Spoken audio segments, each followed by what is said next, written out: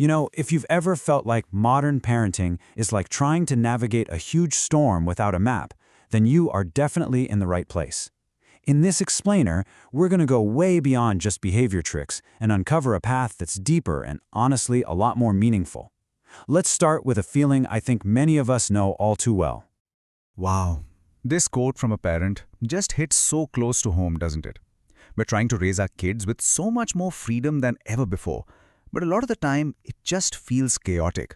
ये ऐसी wild growth महसूस होती है, जैसे एक कांटेदार झाड़ी जो बगैर माली के हर तरफ फैल रही हो. And that really brings up a huge question, right? We've left behind all those old controlling ways of doing things, so why is it that this new freedom so often feels like more chaos instead of more connection? What are we missing here? Well, here's the thing. The problem isn't the freedom itself. Not at all. It's that we've sort of adopted a new style of parenting without really understanding the deep psychological principles that actually make it work. Asal masla ye hai कि हमने असूल सीखे बगैर एक नया model copy कर लिया है. Let's break down that shift. So this right here is the heart of it. We made a really good move away from just controlling behavior and toward promoting autonomy. Lekin just getting rid of the old rules isn't enough. See, without doing the real work, the work of building up a child's inner world, we get that wild growth.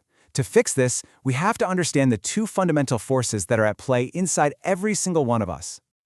Okay, so what are these two forces? Well, they are our raw instinct, our Jabalat, and, on the other hand, our higher consciousness, our Shaour.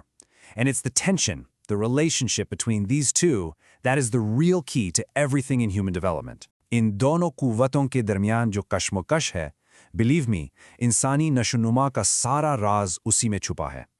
Think of it like this, okay? Instinct, our Jabalat, that's our animal nature. It's all about the physical, it's reactive, it's impulsive. ये वो चीज़ है जो हम तमाम जानवरों के साथ share करते हैं. But consciousness, our Shaour, that's what makes us uniquely human. It's our incredible potential to be reflective, to be aware, and to consciously choose how we respond instead of just reacting. So let's be really clear about what instinct or Jabalat is. It's our built-in survival engine, right? Hunger, sleep, aggression, desire, and it is incredibly powerful. Just think about it. For example, when someone is fasting, their instinct is screaming for food. Agar unke andar ki tarbiyat kamzor ho, that instinct can totally take over, and they get angry and irritable. That's the raw power of instinct when it's left unchecked. So if we're not meant to be ruled by our instincts, how in the world do we actually grow our consciousness? Well, it happens through this really profound psychological shift. Is a concept ko samajhna hi, I promise you, asal nashonuma ka darwaza khulta hai. Grasping this one idea is the key to unlocking real, meaningful growth. First, we need to understand this idea of being subject to something. When something is subject to us, it means we are completely fused with it. We can't see it because we are it. As the Urdu so perfectly explains, that which is subject is what drives me. It's like you're caught in the middle of a hurricane. You don't observe the storm, you are the storm. The goal then, the real magic, is to turn that subject into an object. कोई चीज़ object तब बनती है जब हम उससे एक कदम पीछे हटकर उसे देख सकते हैं. We can step back, we can observe it, reflect on it, and even manage it. That which becomes object is what I can drive. Suddenly you're not the hurricane anymore, you're the weather scientist, watching it from a safe distance. This journey from subject to object, that is the engine of all psychological growth.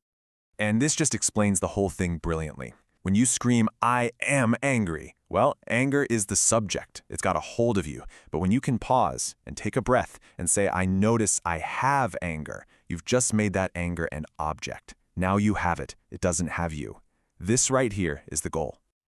Okay, so let's bring this powerful idea back to our kids. How does this whole subject-to-object journey actually look in their lives? आइए, उनकी अंदर की दुनिया के इस सफ़र का नक्शा देखते हैं. Let's actually map out this incredible journey their inner world is on. For now, we're going to focus on two really crucial foundational stages. First up is the impulsive mind. That's your toddler and preschooler. And second is the instrumental mind, which you'll see in school-aged kids. बचपन के ये दो अहम मरहले बहुत बुनियादी हैं.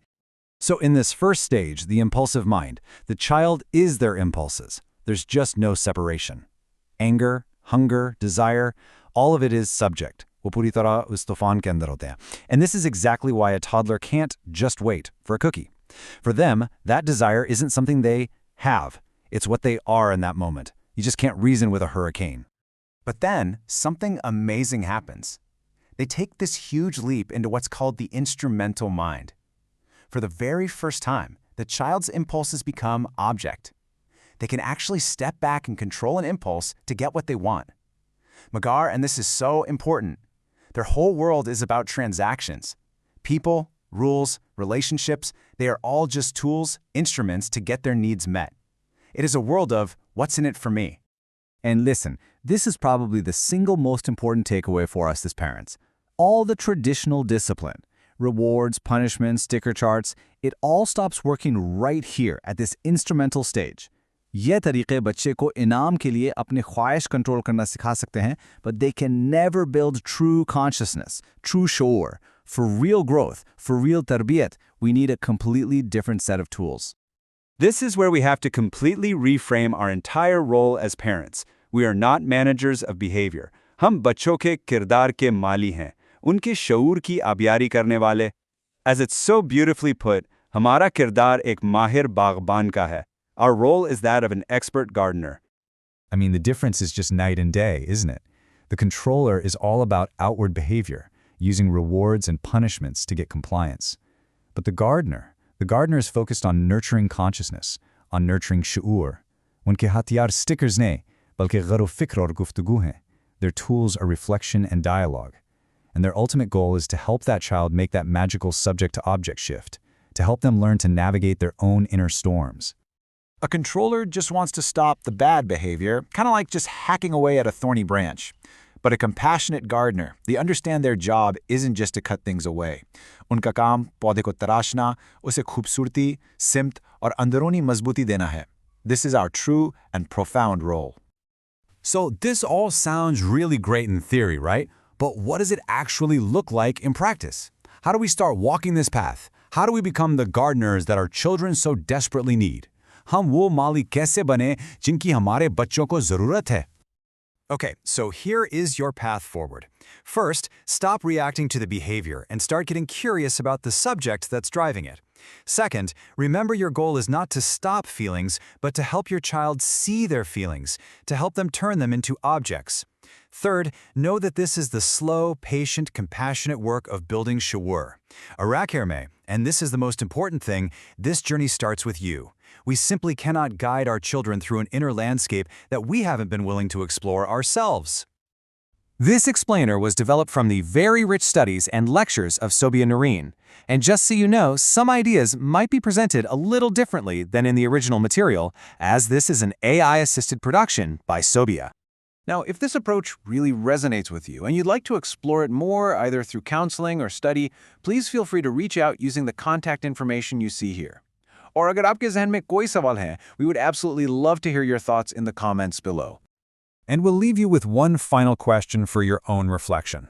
As you look at your own life, what is one feeling, one belief, or maybe one reaction that is still subject for you, something that still has you in its grip? आपकी ज़िंदगी में ऐसी कौन सी चीज़ है जिसको आप object बनाकर समझना और गाइड करना चाहते हैं? Thank you so much for joining us on this journey.